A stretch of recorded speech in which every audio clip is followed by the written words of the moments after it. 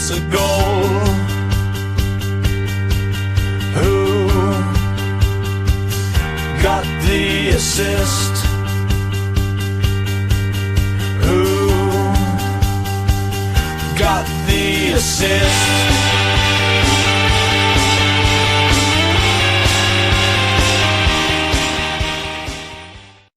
Greetings, everybody. Here we are after a rather underwhelming opening weekend, it's fair to say, for us at least. Congrats if you did manage to get a good score, especially the Haaland captainers out there. Hopefully we can provide you with some commiseration or schadenfreude today, depending on how you approach things. The first pod back's always a bit of a fun one, with Data Fin on the ground and Vibes leading the way. But here to make the best of it, I'm joined, of course, by Sam, aka FPL Pricey. How you doing, mate? All good? Yeah, it was good to have football back. Obviously, as a Saints fan, I've had a couple of weeks of it now, so I had a little bit of a warm up. But getting back into the Premier League always has a special feeling to it at the start of the year. So yeah, I mean, it didn't go all our way, did it? But it was nice to get back into the mix, get back into the swing of things, and start actually looking at some real football rather than all of the preseason friendlies and trying to figure out trends when they don't really exist. So yeah, I enjoyed that at the very least, and I'm in a good mood for the start of the season. So as always, we are Who Got the Assist. On today's pod, we'll go through how we did in game week 1. Not that it's that relevant at this point, it's still early days, but of course, more importantly, maybe run through any regrets that we may have with our starting system, starting shapes with our teams. And then we'll steam straight into form versus fixtures, which will be a weekly recurring segment on the channel this year, highlighting 3 of the main men being brought in en masse, thinking Reijnders, Semenyo and Wood in particular, and starting that new section off this week with a look at some of the fixtures plays that we might be going off of pretty quickly already. And then, of course, we'll do our one pick punt update. So how did we do in that one? It's a weekly game. If you're not familiar, we'll be running through that a little bit later on. And of course, we'll be looking at who we picked for the week ahead, as well as best captains, assuming it will be one of 3 or 4. Palmer, Salah will be popular, Saka as well, Haaland, Watkins, perhaps a few differentials in there that we'll be chucking in and having a look at. And of course, ending up with our own sides and how we set up going into game week 2 and whether or not we'll be looking at changing anything already. It is Tuesday, the 19th of August. Crystal Palace play their Conference League qualifier tomorrow. So one to keep an eye on for any people looking at steaming straight into Palace assets or already owning them. And of course, lots of moving parts with the likes of Isak, Eze, Wissa, transfers all up in the air. So, Tom, shall we kick it off with how we did in game week 1? Yeah, definitely. I think let's go for our teams and maybe kind of tell the story of Tuesday to Friday. So I know you did your stream on the Thursday as well. You went through some last minute decisions. So maybe if people didn't catch that, it's worth kind of just telling people kind of where you ended up and how you ended up compared to the Tuesday draft and how you did, I guess. Yeah, sure thing. So ended up on 53 points, which is slightly below par. I think the game average was 54. So it's pretty much par for the course at about 4.8, 4.9 million going into game week 2, which is not anything to shout about. But I'm actually relatively happy with how I landed with my side. There were a couple of decisions going into the final evening. I was fairly determined to have Sanchez and Dubravka in goal. So happy that Dubravka started, and that was that question mark out of the way in game week 1. I will go into my backline last because that's the only thing that did change since the last pod, I think. But my forward line stayed the same with Watkins and Strand Larson, both of them blanked. Strand Larson I was actually pretty impressed with. Watkins less so, but it's Watkins. I think he'll be all right. In midfield, again, exactly as it stood when we last podded. So Salah, Cap, Palmer, Ndiaye, Anderson, and Bruno. And then in my backline, I did change my 3 starting defenders from, I think it was Van Dijk, Munoz, and Williams on the Tuesday to slightly tweak that to look at Tarkowski, Murillo, and Pedro Porro instead. That midweek Spurs game got me thinking all sorts of thoughts, and I really like the look of Porro in that. And I thought, you know what, on set pieces, I do fancy a bit of that against Burnley. Obviously, he got the clean sheet, didn't get anything else. Tarkowski was unfairly robbed of an 11-point haul. I joke, of course, but it was a fairly harsh penalty, I think. And that would have been the clean sheet and bonus points alongside Defcon. But anyway, I will go through all of that, I'm sure. 53 points for me. I was weighing up Anderson versus Reijnders on the day of, but fairly early on, I think I texted you saying I'm just going to leave it on Anderson. Yeah, I've been on him all preseason. I'm not going to change now. And I actually don't regret that at all. I'm pretty happy with the Anderson pick. Reijnders could come in, but I'm glad that it's not for Anderson. I'm happy with him as it stands. Yeah, no, I think that's definitely the case. I mean, I was watching that game. I think a bit of a hate watch, to be honest, because I have a double defense, and that penalty. Oh my goodness! I was just like that. I was thinking to myself just before that penalty, Sangare handballed it. This is the only time. That's the only way that they're going to concede Forest if Brentford get a penalty. And I think literally about a minute later, I went to get a drink, came back, and then it was the referee was blowing for a penalty, and they were going for VAR. I was like, oh no way! It's so frustrating. But yeah, no, absolutely. And Anderson was such a beast in that game, so I really cannot fault that pick. And yeah, I kind of wish I did that. To be honest, I did go Reijnders in the end. That was the only move I made between Tuesday and the Friday. And that was based off of reading a good article by Sam Lee in The Athletic when he was talking about how Reijnders he felt was actually kind of pretty nailed in the team if he was fit and kind of how he envisioned it all kind of being set up. And obviously the movement towards him late did play a factor. I'm not going to lie. I'm human, just in case that bandwagon did sort of take off and suddenly you had like a cheap Man City attacking representation in your team, which is doing the business. And, I kind of thought, well, okay, I do love Reijnders from a subjective point of view, I guess, a cornerstone of my all-conquering AC Milan side and Football Manager. And he's biracial like me, so it won't matter to any of you except me. But, I thought, I've got to rep my boys. And I mean, obviously that kind of worked out just about. I mean, it was one more DEFCON for Anderson. He'd have gotten 2 points more, wouldn't he? Yeah, so a single tackle or a clearance or a recovery. Yeah, it would have looked a lot closer. Misses this weekend, didn't you, with Bruno and him? Yeah, 2-11s. So yeah, it would have been a lot closer if it wasn't for that. I mean, I didn't really do too much else. I did find a draft towards the end, I think nestled away on Solio, which was kind of the one before the one I went with, Sam, which had Cunha in. I'll speak about him in a little bit, instead of Wirtz and a couple of other slight readjustments. So I'd rode on to the Vestev and Anderson sort of KDH with the money that was saved. So a bit annoying that one would have finished better off. But it's the usual shoulda, woulda, couldas, as you always find on Game Week 1 every year. I just never be able to shake that feeling, Sam, that I've always gone one draft too far. I don't know how that kind of works, but hey, there we go. So on my bench boost, a bit pissed off about Tosin, but there's nothing I could do there. I mean, there's a post press conference injury. I mean, you can't really legislate for that. Can't. If he hadn't have played, then sure. I mean, you can castigate me all you want, but for that one, yeah. In terms of regrets, then playing the chip, no. I'd said to you pretty early on that I was pretty happy with this kind of bench boost and getting the chip out of the way and the net good of using the bench boost.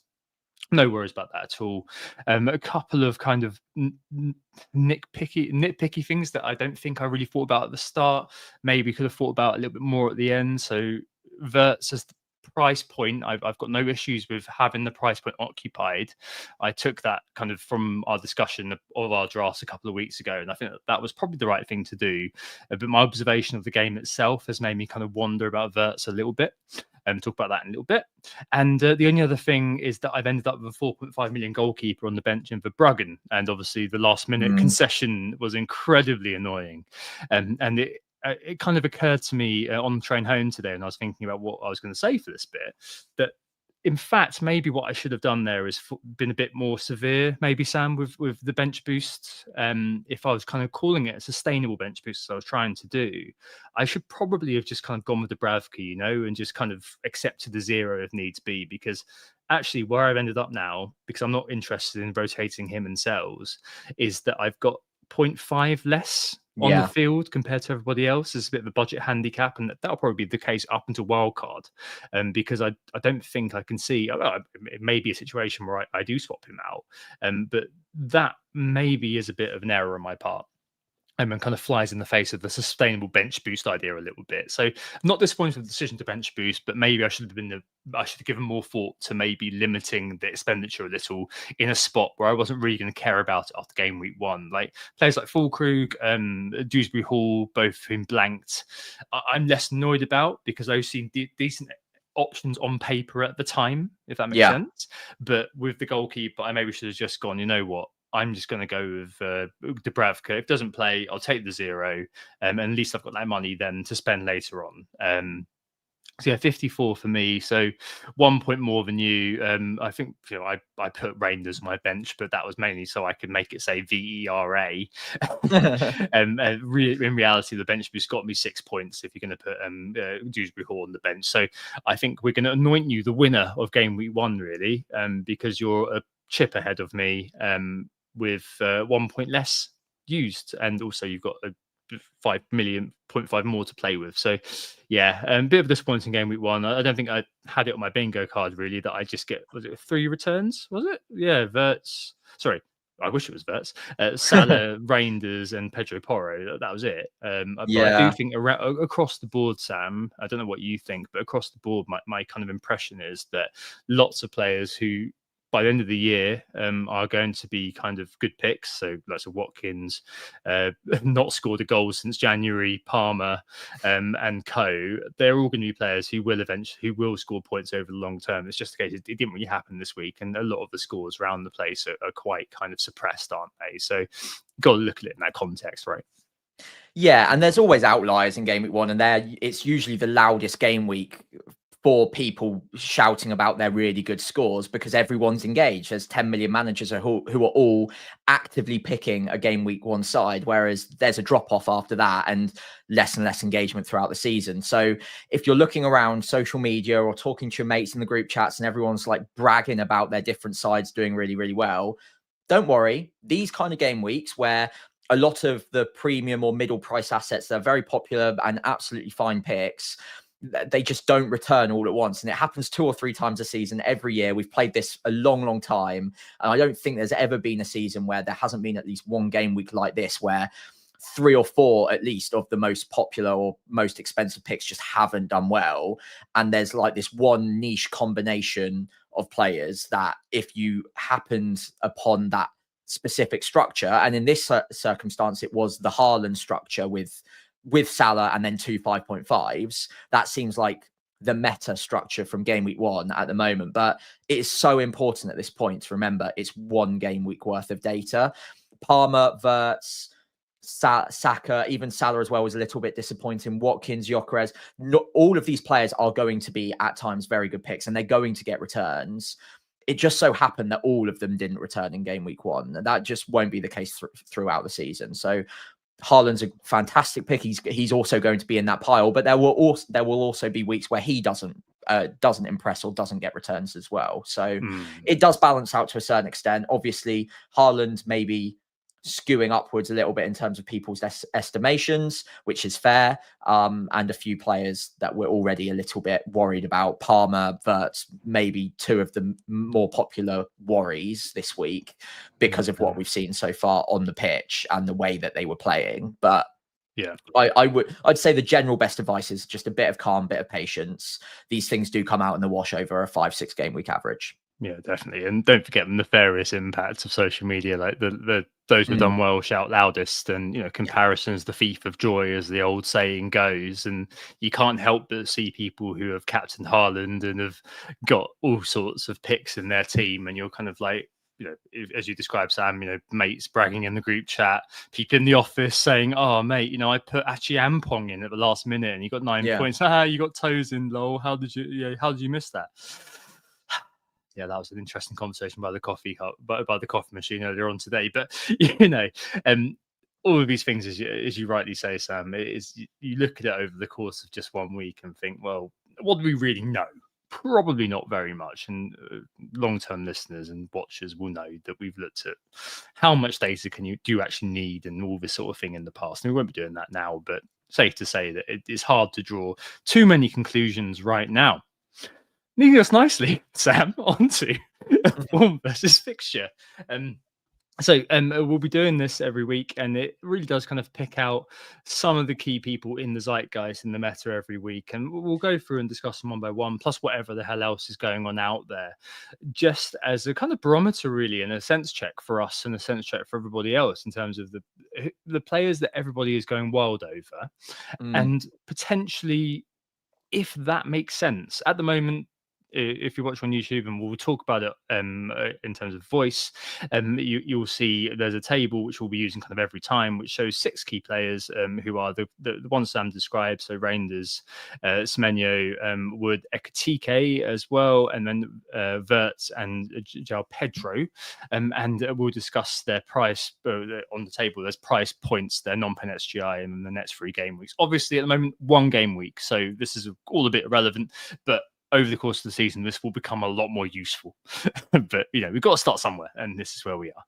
Yeah. I think maybe, Sam, do you think maybe should we just go through kind of one by one, really, of these? And I think maybe they'll all start to kind of touch on each other. So, for example, Reijnders, Verts naturally kind of fit together.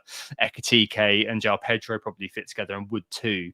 So there's a lot of crossover. But maybe we'll look at them one by one in terms of merit, and maybe kind of debate where we are with them. Sounds good to me. Should we start off with Ekatike? So I think fundamentally, I did see a few people in my work mini league, for example, who did pick him and have had a very good start to the season. One person even captained him in work, who just said he had good vibes from him. I did ask, why did you do it? And it was like, I don't know, it just looked good in the community shield, which is fair enough. I think that I think he was second for non-pen XGI this week, which means nothing. Newcastle and Arsenal next 2 for a nice game 4 against Burnley. I think fundamentally what we said kind of pre-season regarding Ekatike is true. Like, I'm not touching him until after the 1st September, when the transfer window closes, because I can't know what his minutes are going to be like if Isak pitches up there. I just don't know what that's going to look like. So even though, Community Shield plus Game Week 1 does perhaps constitute some idea of form. And of course, we're taking the idea of form very whimsically here for those who are analytically minded. We know that. I just feel like that's very much one that I'm kind of happy to watch. I do love the guy from Fantasy Bundesliga, but I'm not kind of making any concrete plans to bring him in yet, because there's that kind of sword of Damocles hanging over him, Isak shapes. And just on Isak, by the way, Isak is tonight. Said he's not going to the PFA Premier League Team of the Season awards because promises are broken and trust is lost. The relationship can't continue. So yeah, it looked like he's kind of thrown the toys out a little bit more. So let's see what happens with that one. But yeah, Ekatike, Sam, I mean, it's probably not a player who is going to be jumped on, I don't think, by engaged managers as much. Well, at this point, everyone's engaged, and he's already got the price rise, so he's very true. Interesting. And to be fair, formerly unengaged managers who start off well will continue to stay engaged because they're doing well. So yeah, it is one to look out for. I stand strong with what I said to begin with, that he is a big risk until the transfer window closes, like you said, and I think there was merit to picking him ahead of Game Week 1 because the Isak transfer didn't look likely to be going through imminently. And Isak was and Ekatike had a good fixture in Game Week 1 against Bournemouth. But the Bournemouth fixture is out the way. He obviously played really well in that. And although the Isak transfer hasn't progressed, whilst the transfer window is still open, you don't want to be buying, well, I mean, you might, but I don't personally want to be buying a player where he might not be the nailed in pick long term by the time they get to the good fixtures coming Game Week 4 onwards, because that's when the transfer window closes. So would you want him with the guarantee of Newcastle and Arsenal and then no guarantee after that? No, probably not. So I think, in my view anyway, we've missed the first jumping on point for him, and that was Game Week 1, where you take a bit of a risk on the Bournemouth game. And now the next time you can jump on him, which is in the back of my mind, and I mentioned it on the last pod that I've got that price covered in Watkins, if I thought that Ekatike was the pick and the transfer window closes and he's still the centre forward, then Burnley in Game Week 4 is a perfect hopping on point, but I wouldn't be rushing to him between now and then. I would do it in Game Week 4 at this point. Yeah, no, I completely agree with that. And I don't know. I can see why, if you're kind of disappointed with the likes of João Pedro, who we'll come on to in a minute, I can see why you might kind of think if you've got that money available or you're kind of taking a -4. I don't know who's going to be taking a -4 at this rate. There may be some, or if you're wild carding, some people may just be so upset with the game week 1 they think screw it. I'm going to hit wild cards, and I've been there. I've done something like that before. Then perhaps he might be one of those kind of short-term picks, but I just don't think the fixtures quite kind of lend themselves to that, do they, Sam? So No. yeah, I think for me it's very much a wait right now, but you got to just play it how you want to play it. In contrast, Chris Woods, who also went up, giving us more PTSD. Another year that opens with 2 Chris. I thought that Nottingham Forest were never going to score a goal against Sam after pre-season. That's what I was told, that they just don't score anymore. And Nuno was saying that they're rubbish. But yeah, they were rage baiting us. Absolutely. I mean, a nice little delicate chipped finish for the first goal. Would have been Nansen's assist, but of course he got the ricochet. And then the second goal was just, really lovely, a lovely bit of anticipation. Used all his experience, didn't he, to kind of start running before Anderson intercepted, which was awesome. And obviously got a very high XG from that because he rounded Kelleher. Not the most graceful rounding of a goalkeeper I've ever seen, but still, effective. Effective. Exactly, they all count. 1.0 was his XG from the weekend. So for once, maybe he's kicked off with as he means to go on, starting overperforming what he does. And we kind of did say at the start of the year, which is why I started with 2 Nottingham Forest defenders, and was considering Chris Wood for quite a while. That the first 6, and especially, are very, very good. Now, tonight it was today, wasn't it, that Forest did confirm their new signing and yet another striker. Igor Jesus is there. I just need to get the wording. Calimuendo. Yeah. Calimuendo. I think he scored 17 goals last season in the league, so looks a decent player. Exactly. So lots of kind of ex-Min's threats to Wood going forward. But I mean, he is the man currently in possession of that jersey, Sam. And I can see why for the short term, especially again, if you're peed off with João Pedro, you may have already made this move, frankly, that you might be thinking, hey, you know what? Yeah, Chris Wood's going to Wood. So I'm just going to grab that Wood as soon as I possibly can. That was really bad. Dear. I apologise. Oh dear, oh dear. I mean, the fixtures to come are generally pretty good. I think if you looked at just the next 3, Palace away, who really kept it tight against a good Chelsea attack, who had no trouble scoring against PSG, by the way. So yeah, that's not going to be easy for them. West Ham, admittedly good home fixture, but then after that, Arsenal, who are again another great defence. I don't like the fixtures are generally there slightly longer term. If you take a 5-game week horizon, you've got the 2 promoted clubs after game week 4's out the way. But I probably a bit like Ekatike, I probably wouldn't be piling into him personally. The 2 out of the next 3 I don't love as fixtures, and they're both away. The West Ham game's good, but let's take João Pedro just as an example. I think the fixtures are good enough with João Pedro and the minutes are actually fairly comparable. They got around the same amount of minutes in game week 1, I believe. So I'd probably just leave it for now. Although Wood does look like a good player yet again, and he's going to be good value for money probably. Absolutely. I'm a little bit worried about the expected minutes. I'm a little bit worried about what happens when Europe comes in. They've clearly strengthened the squad with that in mind. So does he get slightly reduced minutes in the league at some stage after they start playing in Europe to keep him ready for the European ties? Possibly. He'll want to play in Europe at the end of the day. So he's gonna want to take minutes there as well. So yeah, I again, another player I probably wouldn't be like dropping all my plans just to get him into my side immediately.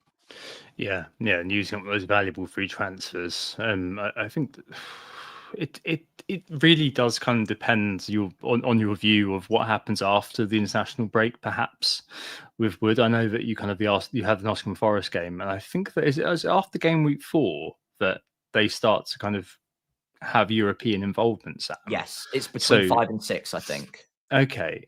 So then in between those 2 very good games, the Wood derby at Burnley, and then the nice looking game against Sunderland, that's when you might kind of think, okay, those fixtures are great on paper. There's enough hopium or copium for those who aren't going to be going there, I suppose. I do quite like kind of having double defence still in terms of Forest. As I said, I think that they were defensively pretty solid. There was just no way apart from apart from a penalty that I felt that Brentford were going to score. I think their XG was kind of 1.4, 1.5 actually, but I think that a lot of that comprised of kind of not particularly clear-cut chances. So defensively, I'm kind of okay, but going forward, I just don't know. I just don't know. Like if you've got a strong feeling on Chris Wood, I can get it. I can get on board with it. But it's just not for me, Clive. At the end of the day, and Crystal Palace, West Ham next two, I think are okay fixtures for him. It's just the Arsenal in game week 4, especially after flight tracking o'clock from I don't know who New Zealand are playing actually, but after the international break. That's just something. That's a good point. I wouldn't have thought of that. Yeah. Okay. Your man Semenyo, Sam, obviously a bit of a hero. I know Roberto had a lovely time at Fest after the 15-pointer from Semenyo himself. I think there is something niggling at the back of my mind about Semenyo, which is obviously massive hero in terms of kind of how he dealt with the situation at Liverpool. I think that's plain to see, and obviously a bit sad. I would have said about 8 years ago, oh, I can't believe such a thing would happen in 2025, but these days, yeah, given the state of the world, but yeah, I just wonder if the game state of Liverpool matchup may have been a factor in him doing his thing. I mean, he was afforded an awful lot of space, was my impression from watching that game, Sam. Yeah. I know it's Wolves next, and that maybe is actually maybe something that may happen again, given kind of how all over the place they seem, but it was against City. But, I mean, still a good long-termish pick. So I can see why people are going there a lot more than the others, perhaps. Yeah, and I think there's more suitable moves away from players to him as well. So like we're going to talk about Wirtz in a minute. I think he's on your mind too, and I can understand the need for that extra 1.4 million to be used elsewhere if you've got other issues in your squad at a later date. And I'm a big Semenyo fan. Obviously, I relied on him at times last year, got a great final day haul out of him. It's back-to-back braces in the Premier League now for him too. So he's in good form. And yeah, the XGI was good. I agree completely on the matchup point that you made there. Liverpool did afford him a lot of space in behind on the break. Obviously, they were exposed a few times and he took advantage of that. Wolves, I think, will probably have a similar problem. I can see Bournemouth getting those spaces in behind. Wolves actually look pretty good in patches against Man City, but when City figured them out, they were able to break on them quickly. And that Reijnders goal in particular is like a cookie cutter replacement for what I think Semenyo might be able to do against them as well, and what Bournemouth will try to do against them. After that, I don't think Tottenham or Brighton are going to low block them either. They're going to come out and play. So I think the next three actually favour someone like Semenyo pretty well in the matchups, generally speaking. So of the players we've talked about so far, I think Semenyo would be the one I'm more or most interested in getting to sooner rather than later, given the fixtures and given, I guess, in inverted commas, the form of the player. He looks like he's seeing the goal 10% bigger than it actually is at the moment. And I am just a bit of a Semenyo fan. I just really like him as a player. Shot volume's high. And if he can be a bit more disciplined in front of goal, then I think he's an absolutely top-notch player. So a big season for him as well, because undoubtedly there will be big clubs sniffing around him after a good season this year. Yeah. The only thing, if he's in Reijnders' position, he's not going to pass it into the back end there, is he? He's going to absolutely wallop it. But yeah, no, I completely agree with you. And I think that, you know, if I was free hitting this week, which I did float as an idea, but I don't think I will be doing. I know that James from Planet is very, very keen to do so. I think he actually is doing it. He would be kind of a bit of a shoo-in, really. Yeah, I mean, I think that over the long run now, Bournemouth, I think it's up until kind of game week 10 when they come into Man City. So that's the 1st of November. They've got a very solid run of games. So yeah, I absolutely see why people are interested there. And I think that he's kind of, can we call one game form? Absolutely not. it does form exist. No, let's not go there. But yeah, over kind of the longest term, I think he's a very good bet. And yeah, I'm envious of those who did go there from the outset. Really, good crystal ball in place. Do you need a crystal ball in place for Reijnders though, Sam? 0.3 was the non-pin XGI this weekend, and came out for goal and assist. I suppose if he's left 8, then at the price for sure, absolutely. Like, I can't really say much more than that because of what he can do, and a really good debut in the Premier League, and obviously a really good half against the mighty Palermo. And the only note that I have on Reijnders really is that I simply didn't agree with anybody. I'm not calling anyone out. But I didn't agree with any of the analysis that I did see out there, which said he might be kind of fielded as a DM or something like that. Like a quick look, I've never seen him play in the flesh, but a quick look at his FB ref will tell you that kind of role isn't what he is as a player. Those are not his strengths, and I don't think that would ever have really worked. I know people kind of saying he's a bit of a proxy Gundogan. I don't think he really is. He's got a lot. It's just a completely different profile of player, and a lot of that's based on my Football Manager knowledge, to be fair. But I never really felt that, and I kind of felt like, if there was a good chance he would start, and I did feel like there was a good chance that he would, then I felt like he would be playing in that sort of left 8 role. But a lot of it did rely on Nico Gonzalez playing, which of course he did.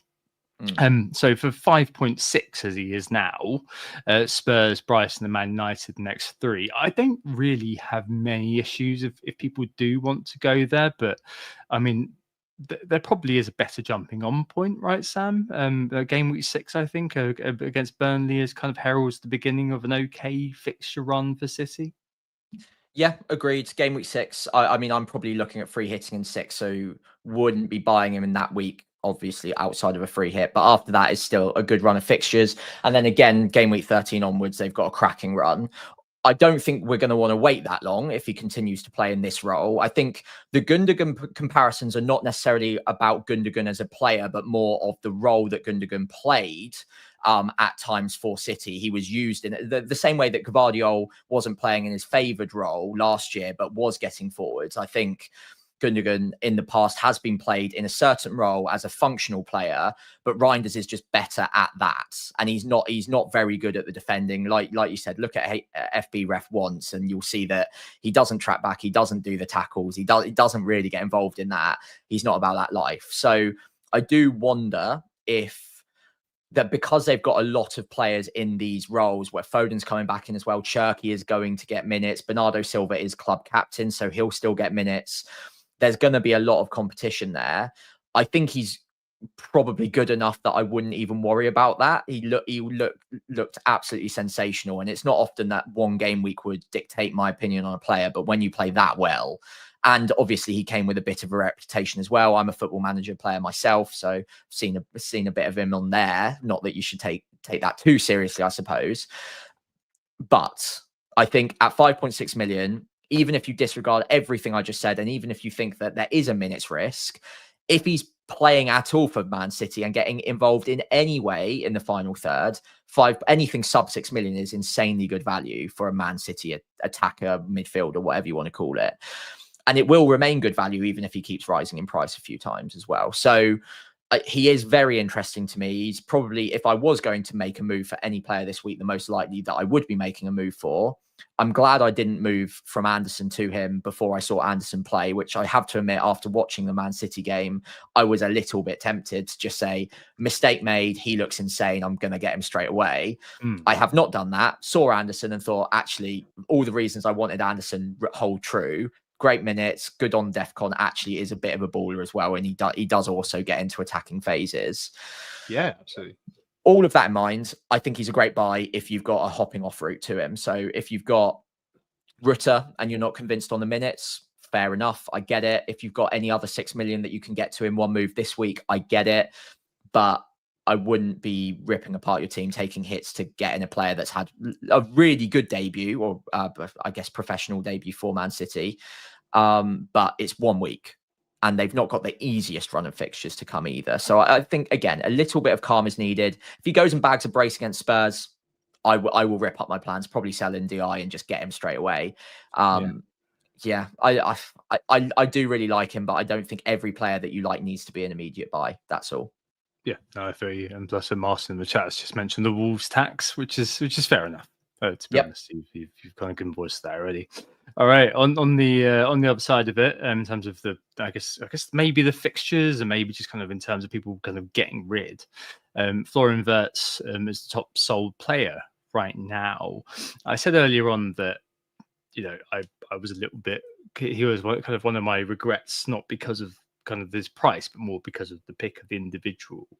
I thought it was all right in the Community Shield. Like, it wasn't great, but I thought he would sort of build on it. And when I was watching the opening game on Friday, Sam, I was hoping I'd see Wirtz as kind of an Eden Hazard type, you know, all-rounder, getting involved in the sharp end, and maybe kind of I'm almost hamstrung by knowledge because I saw him play that role at Leverkusen last year when I was playing for Fantasy Bundesliga.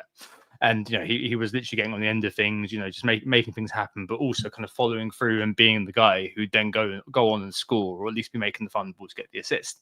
But so what I kind of saw, especially in the first half, did get a little better in the second half, was a little bit reminiscent to me of David Silva or Martin Odegaard, in that, I don't know, but if he keeps playing like he's, and there's obviously some scope for him to kind of be finding his way into the league. He's by no means like Kai Havertz in that game week 1 under Frank Lampard, where I sold him straight away because Frank Lampard played him at left wing and didn't really know what to do with him, and Havertz just lost the whole game.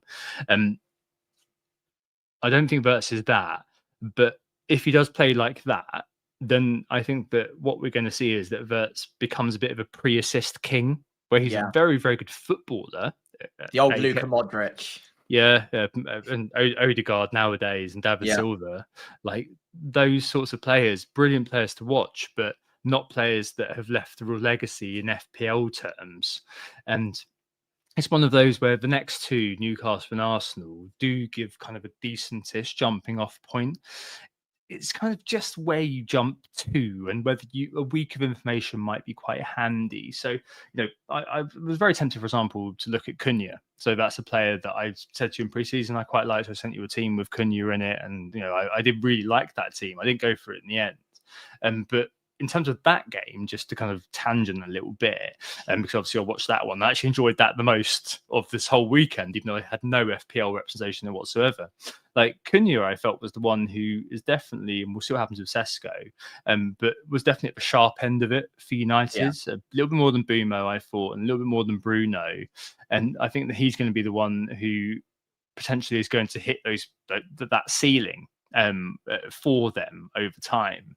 And I kind of did think probably earlier on today that, you know, I'm actually quite tempted to make that move. And if the price does change, or it looks like it's going to change, then maybe I will kind of strongly consider it. And me being me, I'm sure that where you kind of are good at holding yourself back, I may kind of make that move. But I don't know if I will this time round, just because I've got Fulkrug that I can get rid of, and I've got quite a lot of kind of runway there between kind of Fulkrug's price and a 4.5 forward or something like that.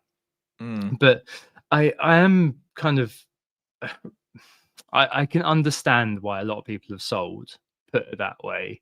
And I think that, you know, if I give him Newcastle, I think that he will definitely be, because of the Burnley game at home, Man United in game week 3, when I could get to Bruno in 2 free transfers, a very, very easy kind of sacrificial lamb for that. So, yeah, I mean, it is one where, you know, we've got to see. It was his first game in the league. I know particularly well what he can do. It's just how he was playing my Liverpool team, Sam, did kind of give me a bit of concern in an FPL sense, in terms of what his kind of overall expected points are going to be. And certainly I looked at kind of the projections on the models, and kind of I did move the sliders back down a little bit because I felt they were turned up a little bit too high, put it that way. Yeah, fair. I understand that. I suppose as a non-Wirtz owner, it's hard for me to be completely like invested in the decision to the level that you are, or people who are selling him already are, because I probably wasn't watching him as closely. All I would say is, from what I saw, I've still seen enough to say that he's going to be a fantastic FPL asset. I have no doubt about that at the moment. The other thing that I'd mention is we haven't seen the final form of what slots Liverpool will look like this season because we haven't seen Gravenberch back in. And I think that loss of control without Gravenberch in the side might have been part of the reason that we didn't see the very best out of Wirtz playing ahead of that position, and maybe was just given a little bit more instruction not to overcommit in the final third, because they would have been even more exploited at the back, knowing that they were without their best holding midfielder, their DM that can marshal things. And I still think that one game week's worth of data is very minimal anyway. I'd expect to see them improve with him in the side and him improve as part of the side in the first few game weeks. And I don't think anyone thought that they were holding on to Wirtz for one game week to begin with. He got decent minutes. It wasn't Liverpool's final form. The next two aren't great. But after that, it's Burnley followed by Everton. So I would personally hold on. If he's terrible against Newcastle and Arsenal, then you've got the carrot to hold on even longer against Burnley. But worst case scenario, wait another week. You've got another free transfer. Like in your particular situation, you could downgrade Füllkrug and then you could upgrade him to Bruno to captain him in game week 3 if you wanted. So there are options available. I would just want more information on a player that is rated this highly to give up on him after one game week because he wasn't quite playing in the positions that we want him to be in a side that don't have their holding DM ready to go. I think it's too soon. I would hold on to him personally. Yeah, I think that the fact is the carrot is going to be game week 3. I think that'll be the acid test. Like if you get to that point, you just think, you know what, that home game against Burnley, if Burnley don't do well against Sunderland, I think that probably will seal the deal for a lot of people, including myself, where I might just be thinking, you know what, I think that the expected sort of bang from Bruno is probably going to be too high for me to turn down. The opportunity cost is going to be too high for me to forego getting Bruno in. Take your point about Gravenberch. I think that's a really good point in terms of kind of how they might kind of readjust in terms of the control on the field. I do think that another thing that may have been going on a little bit is they're still sort of adjusting to each other a little bit, because I did see that 5 new players on the pitch, I think. Wirtz's movement a lot of the time was very similar to kind of what I saw at Leverkusen with my untrained eye. At least it did kind of remind me of the patterns of play. It was just that, you know, Salah wasn't really looking in that area, and you saw Frimpong not really, even though they were playing together, kind of not really doing the same things. And I think that kind of it didn't quite fit the jigsaw as it was. Going forward, I'm sure that, you know, as they build that familiarity, again, to get into Football Manager sort of parlance, we will see a lot more sort of synergy between them and the attacking line, and that will hopefully bring Wirtz into play a little bit more. I think it might just be that, you know, for me, the fullback position is always that I occupied the price point for a reason, knowing that Bruno in game week 3, because I'd gone without him, is going to have that good game. If they started well, I mean, they did look lively, Man United, against Arsenal. Admittedly, didn't create any big chances, but they looked not lively, had a lot of shots. Then there's always going to be that. And obviously, you've got to bear in mind the FPL sort of side of things as well, with the effective ownership for Bruno that week. And if he does bang, especially because neither of us have started particularly well, but you do own Bruno, I don't. You know, I don't want to be falling any further behind, possibly. But there's always the Cunha fullback option. If I just think, you know what, against Fulham, he also looks ex-lively. Okay, maybe let's give that a go. But yeah, maybe one more week is where we go with that. It's worth mentioning he did get 5.5 non-pen XGI in that game. A couple of good passes in the second half. So not far away from very much. One player to end up here who didn't really get very much joy this weekend is João Pedro. I mean, he never really trolled me last year, Sam. So I don't really have kind of the visceral hate that a lot of people do seem to have for the Brazilian. It's like they forgot all about what he was like last year. Oh, yeah. This amnesia happens every year about certain players. And it's a good thing, fundamentally, because you're able to reassess your relationship with certain players, and you don't hold them accountable for what they've done. But if you were trolled, bought into him because of the effective ownership, and then you've kind of seen Wood rising and you just kind of gone, yeah, you know what, I'm just going to do it, get rid of it, then fine. However, my only point on this would be the Palace factor. That Palace are a very well-drilled defensive unit, and they were one correctly applied but slightly frustrating VAR call away from a very kind of solid 1-0 win against Chelsea as well. I just wonder whether against West Ham we may see a little bit a little bit of an improvement with João Pedro. Admittedly, they also will be playing free at the back like Palace were, so potentially that might be kind of something to bear in mind. West Ham actually they were fifth for XGC last week, Sam. Fifth, against Sunderland. No, as in fifth best XGC. Oh, right. Well, actually equal third because what is in West Ham were fifth best? Yeah, well, equal third best actually because you had Newcastle. Obviously, best because Aston Villa were man down. And you've got Sunderland, Man City, and Chelsea, and then West Ham and Brighton, 0.7 XGC. So maybe they got unlucky. Who knows? But like I said, that was against Sunderland. You'd expect Chelsea to put up a bit of a sterner test XGC wise. So I mean, Sunderland obviously played great, but they didn't create big chances. That West Ham still managed to concede 3 from those chances. So imagine what Chelsea might be able to do. I think Palace, they made the spaces in and around the box very, very tight for Palmer, João Pedro to operate within. I think they'll get more joy against West Ham, and I think they'll get more joy against Brentford in game week 4 as well. So I would probably hold on to even João Pedro. We knew going in, I don't think any single manager picked him in their game week 1 side thinking he's going to get 90 minutes every week. Everyone knew that he'd be a 70 to 80 minute man at best. So we don't really know anything we didn't already know. We knew he wouldn't be on penalties. We knew he'd get 70 to 80. And we knew that there will be weeks where he blanks coming off a little bit early. But we also back him to do well across the stretch of good fixtures that they've got. And Palace was one of the tougher fixtures in there. You've got West Ham and Brentford in the next 3.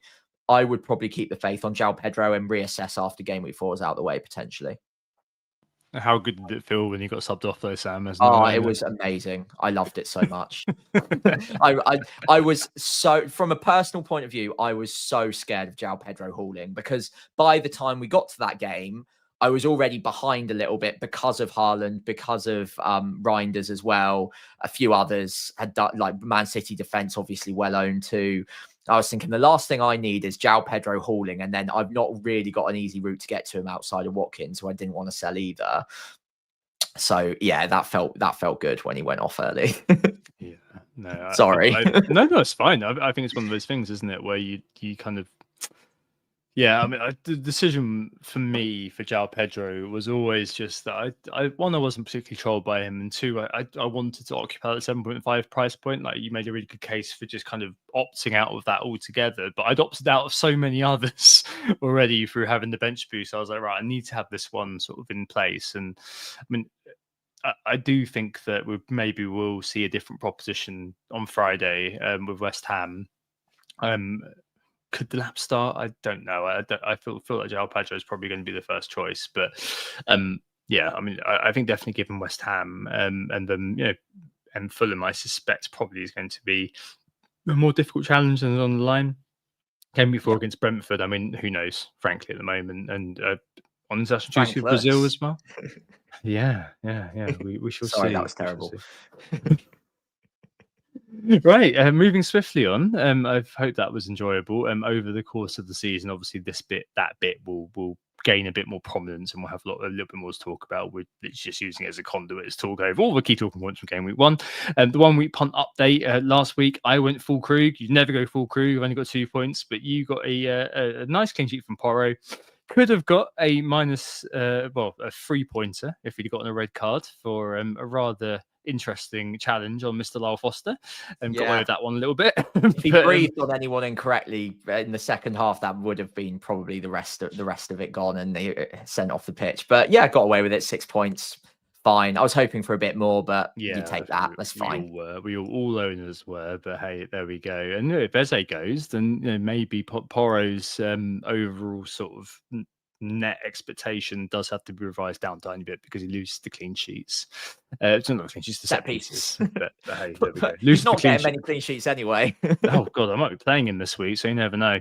Right, this week's picks, unsurprisingly, centre around Arsenal players.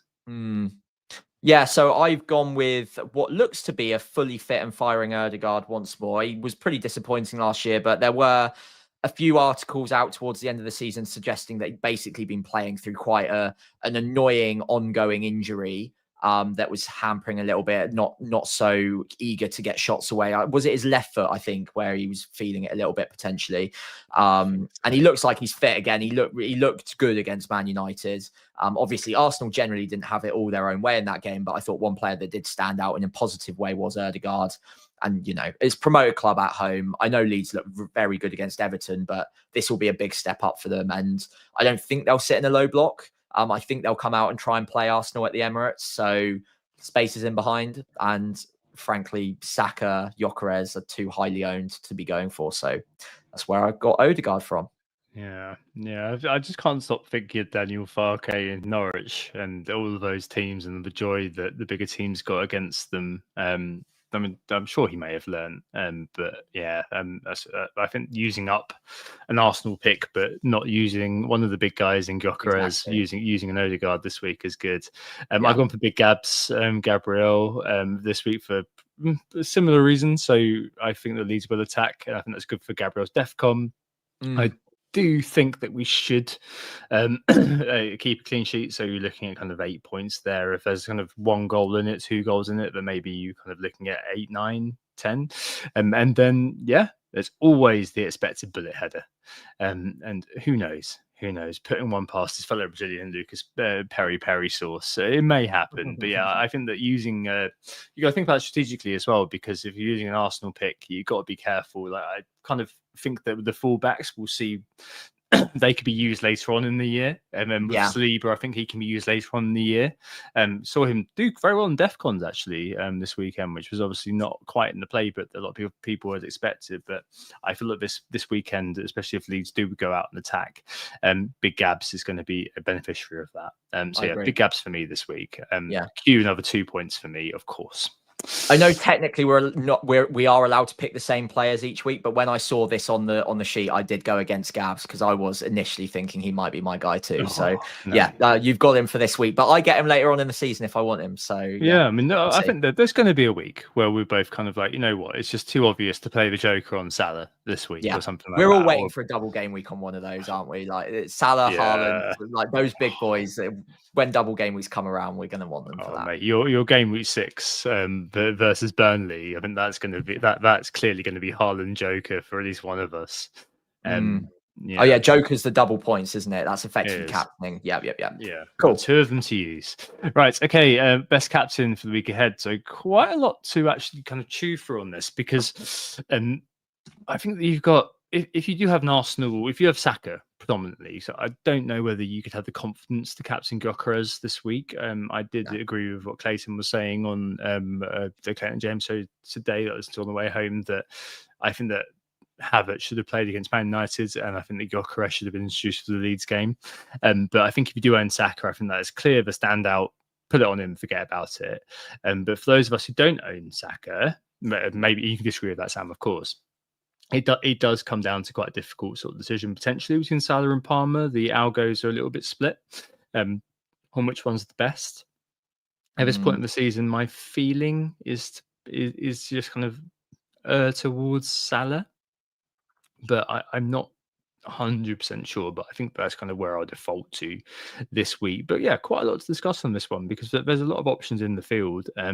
Also kind of quite the look of an Ollie Watkins potentially against Brentford. I think that could be an interesting road captain. What do you think about this one so far? Yeah, so the elephant in the room is a big Norwegian guy called Erling Haaland that I think is by far the best captain this week. Generally, I think, well, not by far, but the standout for me, considering what we've seen so far from City. And Spurs will be a bit more pragmatic, but I still think they'll get chances. So I think if you've got Haaland, that's probably where I'd put the armband personally. But because only a quarter of the player base has Erling Haaland, then we really need to have a discussion about the rest. So I agree that I think Saka would probably marginally come out on top of this bunch. And then it is a real dead heat between like Salah, Palmer, and but I would also chuck in Ollie Watkins there as well as a bit of a differential shout. I think, yeah, Brentford looked open. He's got a great record against his old club, Brentford, as well. I think it's 7 goals in 6 or 7 games, 2 assists in there as well. So yeah, he's got a cracking record. Obviously, don't look too deeply into seasons ago and like data from those matches, because different teams, different players around him is less relevant, but there's clearly something there going on where he just wants to score against his old club a bit more as well, which is fair. That's valid. A lot of players do it. Out of the 2 probably favoured captaincy calls for a lot of people on the same structure as us, Salah and Palmer, this is close to a dead heat for me. It could go either way, and I'm not completely settled on which way I'm going to go. But in cases like this, and so many times last season and across the last 5-10 seasons, when it is a dead heat, more often than not, the best call is to just stick it on Salah, because we've got so much confidence, so much faith in him. He's got a worse fixture. Newcastle made it very difficult for Villa. They're going to make it difficult for Liverpool as well. But I still back a team as strong as Liverpool going forward to carve out chances for Salah. All he needs is a couple of shots, and you could be looking at a 13, 14 pointer very easily. Whereas with Palmer, the same holds true, but I just haven't, like, outside of like the Club World Cup, I haven't seen that like standout Palmer-esque performance in a while now. Whereas with Salah, because it happens so regularly, you're like, against anyone, it could easily happen.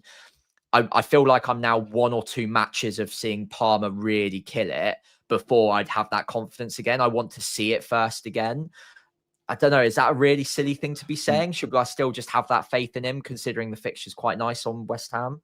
No, I think it does come down to the intangibles this week. Like if you are using the algos, for example, Review has Salah ahead of Palmer by 0.1, and on the other hand, Solio has Palmer ahead of Salah by 0.1. So it really is so tight. Yeah, it's down to qualitative factors. When it's that close, it just pushes the impetus back to you to figure it out. And for me, I think there is sort of element of, you know, where are you going to kind of, where does the trust lie? Nicholas in the chat has just said that Salah's only blanked in 2 out of 14 starts against Newcastle. For example, like, you know, something like that. Although, you know, obviously different players, different team, all that sort of thing that you just mentioned might be something that's worth bearing in mind. I just think that, you know, in this situation, defaulting is probably a good idea. Next week is a good chance. So game week 3 with the Man United game versus against Burnley. You've got Arsenal and Liverpool playing each other, and Chelsea against Fulham at home, who are quite a well-organised defence. Maybe that's the week where you can go a little bit more rogue, or at least kind of pick up a slightly, okay, maybe Bruno's going to be owned by everybody by then, who knows? But maybe that could be the week where, you know, you captain outside of that. Unless you've got Haaland, of course, in which case you probably will just kind of leave the armband on him against Brighton. But I think maybe next week is a good week to maybe kind of take advantage of a bit of a split pin week. This week, I just kind of think it's so close that I just kind of want to just stick to safety right now, which sounds terrible. But even after kind of a bit of a neutral start, to put it politely, I still kind of think that I don't really want to go rogue as much at the moment. I think if Villa had started well against Newcastle, for example, then the case for Watkins would be a lot higher in my mind. If you started with Saka with the plan to captain Saka this week, follow that through, because I think that, you know, Salah and Palmer are quite close. If you've got Haaland, captain Haaland, easy peasy. But other than that, I think you just go with Salah, I think, is probably where I've kind of landed, which is incredibly boring, but I think that's just the way I'm going to play it, because captaincy with boring with captaincy is always a beneficial strategy, right? Yeah, all the best managers I see are incredibly boring and conservative on captaincy, and I went against it a couple of times last year. I got burnt. It's a dead heat, and in dead heats like this, yeah, usually more often than not, Salah is the one that ends up on top. So yeah, I think if I had Haaland, it would be Haaland this week. If I had Saka, he's right up there as well. But because I've only got Salah and Palmer and Watkins, I'm still not completely committed to it, but I think Salah is probably where the captaincy is currently lying. I think like if you've started a bit meh, so the last couple of years I've started okay, and then Yeah. I've kind of hung myself by my own petard in several increasingly comedic ways. But this year, having started not as well, I'm looking for an opportunity to go against the crowd. And on a week like this, because I don't own Saka and I would have to kind of take -4 to get there, that already sort of penalizes the gain that I get. So it doesn't feel like that's the best thing to do. And I would be looking maybe a Watkins or something like that, but I feel like it's forcing it this time round. And as I said, next week feels like the week where you can maybe go off piece. So, I mentioned Cunha. I think he looks good against Fulham. Maybe I'll bring him in and captain him versus the crowd who may be on Bruno, and just hope that I get that sort of bounce from that week.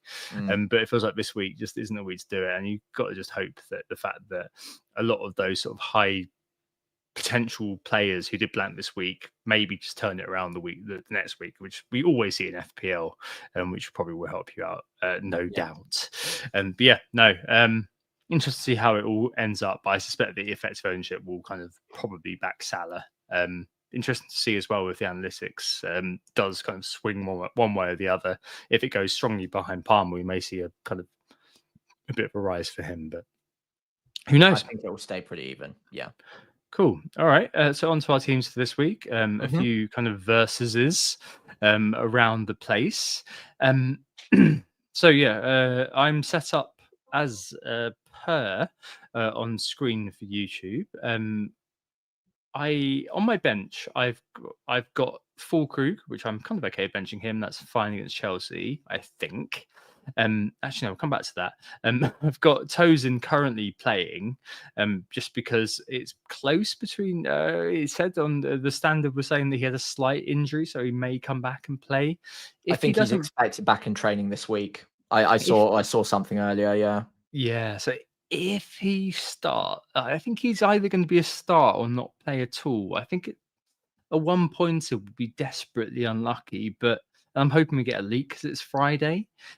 So hopefully I can play him. But if not, I've got Porro actually in front of Electric Steve, just because Sam, I just feel like losing Egan Riley and Trafford has really screwed Burnley.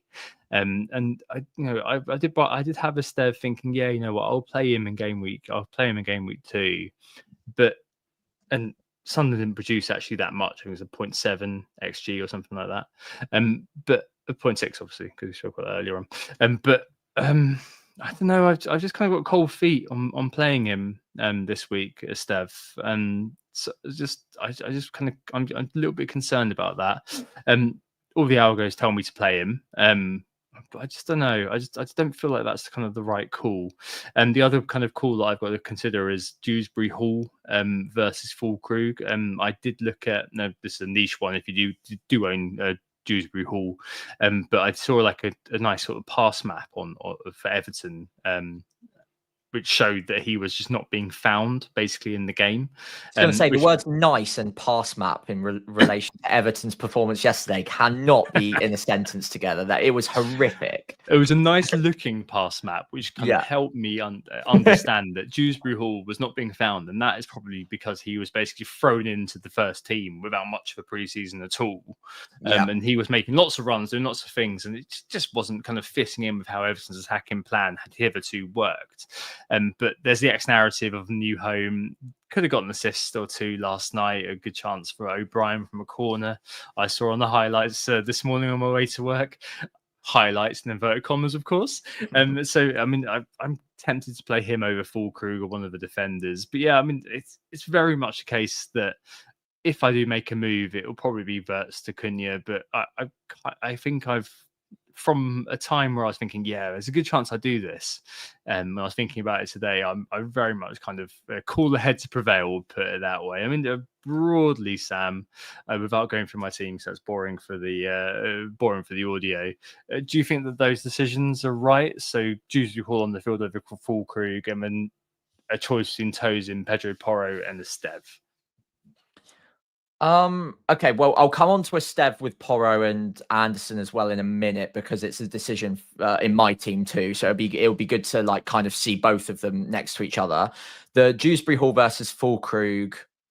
I think I'd go with Fulkrug to start personally. He did get 90 minutes. He stunk up the place a little bit, but if you've got a 90-minute striker playing across the width of the box, all he needs is a random shot to drop to him, and he could be effective. So I think I'd maybe slightly favour Fulkrug, but because you've got Tosin in the back line, you might want to avoid the matchup there, where you're obviously cancelling out your own clean sheet if Fulkrug obviously scores. So I can see an argument for maybe just leaving it as is. I think that's a very, very close one.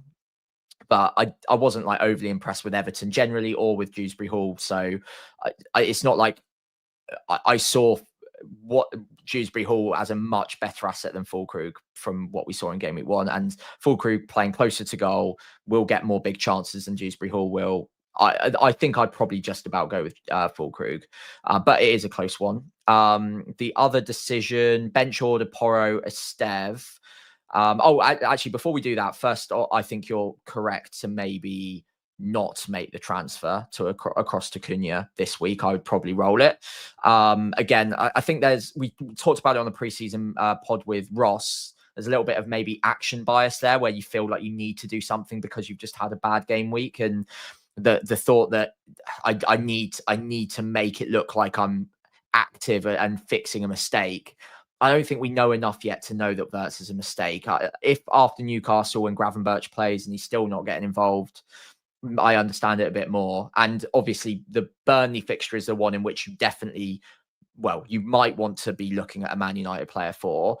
By that point, you will have a second free transfer, so you can get to Bruno, or it may be that Mbeumo ends up being a much more involved player in game week 2 than he was in game week 1, and you change your mind and Mbeumo looks like the pick. So I think that extra week of information, even if you do eventually still sell Wirtz as a result, I think will still come in handy from what you can learn about Man United in game week 2 as well. And it's not like people are like jumping on Cunha and Mbeumo, Fernandes right now anyway. So I think you can leave it. Final one, we'll move over to my team to look at it side by side. I am starting Estev ahead of Porro and ahead of Anderson. So there you go. I think that he's got a very good chance of defensive contributions. They're playing a side that, okay, yeah, they look good against West Ham. I will concede that, but they only accrued something like 0.6869 XG in that game. 2 of those goals, I think, were very fortunate to go in. Any Sunderland fans listening in, do not get me wrong. It was a great performance. I'm very happy that you got such a fantastic result after 8-9 years out of the Prem. But looking forward, I didn't see anything that made me think that Burnley couldn't possibly keep a clean sheet against them. I'm still backing Estev. I know I completely accept what you said about losing Trafford and losing part of their defense as well. It makes sense to me, but the market odds are still saying that it shouldn't affect them too badly. And we've seen this in seasons past where, a player or two go, but the system still tends to work. And when they're playing a side that were a lot worse than them in the Championship last season anyway, I still am confident enough to start at least one of them. I won't be starting Dubravka over Sanchez, I don't think. I'm not confident enough to go double up. But I think Estev starts for me ahead of Porro because of the defensive contributions and a much better odds of a clean sheet, like 3 times the odds of a clean sheet than Porro has. Anderson's the one that could maybe come in ahead of either of them, but again, better clean sheet odds for Estev and better defcon percentage. So I'm going to go with it and stick with Estev, I think, alongside Murillo and Tarkowski. Yeah, I was going to say that the defcons for Estev are probably a bit of a carrot for him in some ways, just because I think he got, what did he get to? He got to 8, I think, or 8 or 9 this weekend. Yeah, which was low for him. I think most people were expecting him to do a bit better than that. Most weeks. He is a fair contingent of the 3 at the back. I think he's the one who's kind of the most aggressive defensively from what, at least the highlights I saw. I didn't watch the whole game. Okay, interesting. I think it's completely accept what you're saying about that. Maybe I'll rethink that, give it a go. I mean, it could be a Fabianski sort of situation from last year when he just comes in for one game, you get the clean sheet, and you get out of there. Off he goes onto the bench forevermore. Oh yeah, I mean, I don't think I'm ever playing him again unless I bench boost with him at a later date. Which coincidentally is probably a good opportunity to mention. The bench boost is probably dead for me in game week 2 because GU didn't play, so I'm just going to leave it. It's not worth a -4, and there's no player I can get to that will get minutes at 4.5. I think he'll come off the bench in game week 2. He'll start getting integrated, but it's not worth it for me. And I'd probably want to be selling Porro on the bench boost to get Munoz or something as well. So I'm just going to leave it for later on. Didn't you have a good time playing Porro against Man City last year? I did indeed. I'm glad you remember that. We were podding live when it was happening, and I think he got a goal, clean sheet, bonus. I think he ended up on 15 points. He did. In a 4-0 win. So that was absolutely crazy game to win 4-0 against Man City in the season that Spurs had as well. It's a bit of a standout performance, but it's a different manager, different system. Brentford have historically under Thomas Frank. They didn't do very well at the Etihad, did they? Hang on a minute. Yeah, they did. Exactly. I know. So, I mean, could there be some? I mean, in your team, I'm not at all thinking that there's any reason why you'd be playing Porro, because Tarkovsky, Murillo, and the reason you give them for Estev are obviously very sound. Just wondering for mine, maybe there could be a case, and Dan in the chat just reminded me that against PSG, I think that Tom Hadley calculated that he could have got DEFCONs. I mean, if Tosin, I'm not sure about him playing, and then Anderson, I do think that they're going to concede, because I do think United, despite they were playing an elite defense, so I don't think there were a few early moments where the ball could have got through, but Saliba's just a really good defender, basically. But against Fulham, maybe some of those things would happen. They'd be able to carve out clearer cut chances. I do think that Fulham do concede at least one, if not two, or more against United. Maybe there is an argument that I just kind of give Porro the run out alongside Murillo and Estev this week. It's really interesting. If Tosin is a risk for you, Porro's absolutely fine. Like, genuinely, I don't dislike him as a pick in any week because he's always got attacking upside. And like people have said, Dan in the chat, DEFCON's against the better opposition, and they play a back five where he's the wing back against the better opposition. So he might even get more involved in the attacking phases.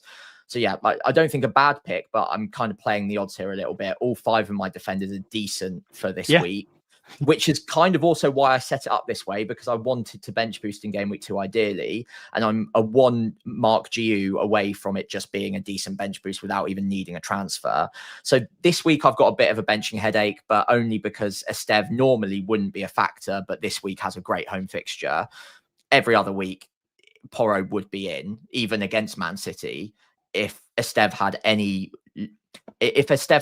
sort of other fixture, even away from home against Sunderland, arguably, I'd be more tempted to play Porro ahead of him. But I'm playing the odds on this one. I'm going to leave it as is. Yeah, it's tricky, isn't it? A lot of the time we're trying to the hippies just said in the chat is trying to anticipate the DEFCONs after kind of the analysis that Chewy did, I think, in pre-season, where it's all a bit sort of random based on the player. But from what we kind of already gleaned from Estev, I think that there's a good chance that in most games he's going to, because of the way he plays in terms of the front foot defending, a bit of a dog in terms of a defender rather than a cat. For those who know the reference, I think that that's probably going to be all right. Some players, I also will say they're not random. Like some players will notch up DEFCONs much more often. The matches in which Tarkovsky, hello. The matches in which they notch up the def points are more random, as in you can't predict necessarily which specific matches. But the same way that goals aren't completely random, and Erling Haaland will score many more goals per season than Dominic Calvert-Lewin. The matches in which they come will be slightly random. There will always be a randomness to them, but there are players that you can identify through the way they play and through the data from seasons and seasons past. You will see them more often than not notch up the def points, the DEFCON points in much more regular intervals than other players. So yeah, there will be a randomness to it. And this week there are some that you wouldn't expect who got it, but over 38 game weeks worth of data, certain players who play in a certain way will get them more often. Well, no, that's very handy just because it gives me something to think about this week and distracts me from making a potentially disastrous transfer. So thank you, Sam. No, it's very, very good. I like your team, and I do think that you have a potential route to Reijnders, as you mentioned earlier on, right back in probably about kind of 45 minutes ago, in terms of if and die, who has not at all impressed. Would you do it this week? It's tempting. It is very tempting. It is very tempting. It gives me 0.9 extra to use in a later game week. Around game week 4, I can then upgrade a 5.5 to a Van Dijk or a Frimpong or something. You don't need to think about the things that I need to think about. That's the problem. That's the thing. So I don't need to think about a Man United player for game week 3 for my captaincy. Sorry, I need to think about a game week. I need to think about that, which you don't need to. So potentially you kind of say, right, okay, I'm going to do a transfer this week and then roll in game week 3 over international break. I'm going to probably almost definitely use both my free transfers in game week 3. So I mean, there is an opportunity to course correct here. I think that kind of the prevailing wisdom is that you just kind of hold your horses and just kind of let it happen, and you are well set up to just kind of get to free transfers by game week 4. Which is when you need to think again about Liverpool, and that should be high in mind for you. But you've got an opportunity to get to game week 4 with 2 free transfers at the very least, plus 0.9 million in the bank, which could then kind of probably just about get you to a second Liverpool attacker somewhere, or a Liverpool defender if you so choose. The problem is that Murillo, Tarkowski, I don't really see where you go apart from probably Porro to a Virgil. So it's opportunity cost, that pesky thing, which is a bit of a pain in the ass, because if you get free FT, then you're able to then get a second attacker probably a lot easier. Whereas in the structure at the moment, you can't really get there without selling a Watkins to finance a Wirtz or a Gakpo or something like that. I don't think, can you? It's tricky, and I think knowing your play style, I'd be more inclined to just roll it and kind of get to game week 4 and then reassess, because I think that suits you a lot more than making an early transfer and then in 2 weeks' time being like, oh, why did I do that? Because I could get there and I've got to take a -4 and be behind the field. I'm really eager to not let myself knee jerk too often this season. I think I'm very close to just saying Reijnders is a player I just need to get to immediately. But at the same time, it has only been 1 game week. So I just think 1 more week. And it's not like Ndiaye has the worst fixture in the world against Brighton at home. Like, he could get lucky with a penalty. He gets an attacking return 1 in every 4 game weeks naturally anyway. It's possible that he's fine. So yeah, I think probably roll it. But if we see 1 more good game week from Reijnders, I might just say, fine, I'll do it. Let's get this done with, and then I've got 1 less free transfer come game week 4. That's fine. It just means I pick one of Munoz or a Liverpool defender and then a Liverpool attacker potentially somewhere, rather than all 3. Yeah, and like from my perspective, I think that suits you down to the ground to do that and gather the information a lot. And for me, leaving it for a week, which, again, as you said, action bias, that maybe I want to make a transfer after a bit of an unsatisfactory game week 1. But that kind of means that, instead of using the 2 free transfers, I can just use 1 if it does seem that Cunha is the guy. I can just take Wirtz to Cunha. There's no problem there. Obviously, he's going to be 0.1 down, because I'm pretty sure Wirtz is going to fall this week. And there's always going to be that feeling that value build is important, and losing 0.1 is obviously going to be something which does kind of make my give my feet the itch and my trigger finger the itch. But yeah, I should probably do better. I'm trying to instill this week, Sam, just as a kind of finishing thought, and an idea that I try to not make transfers until late, like you, a little bit more this time. Although last year it didn't really work out for either of us. I do think for my own good, that's a great idea, just because I do tend to try to be efficient with my decision making about all things, and that can lead to me making early transfers, right? So I think, right, okay, I'm done. I'm satisfied. I'm satisfied with my reasoning. I'm just going to do it. But there can be so many unwanted consequences down the line of me doing that. Yeah, so I think unforeseen consequences as well. Yeah, that's it. Because I think I know everything, and this is kind of how I am in life. I think I know everything, or I know enough to make a decision. And with FPL, it's like that kind of law of instrument thing that Ross was talking about. Like, I can't always think that I know everything in FPL. Like, I think in the professional sense and in my kind of normal life, I think there's enough justification to think I probably know what I'm doing or what I'm talking about, and she's my partner, in which case I never do. But I think overall, I think it's probably a good idea in FPL to try to not make transfers until Friday. Like, I'm trying to kind of have that in my mind that, like, okay, I like this transfer on Tuesday, but it's not Friday, Tom, and I'm good at doing that sort of thing and stopping myself from errant behavior if I kind of define it like that way. So I'll try to do that this year, and you can hold me responsible if you come on the pod and I'm like, Sam, I've done something terrible. I've done something terrible. I'm really sorry. You never need to apologize to me. It's your team, your emotions. Do what you want with your team. But the embarrassment, now I've said that, is what's going to hold me it's been said live on air, so it's going to hold you back. Exactly.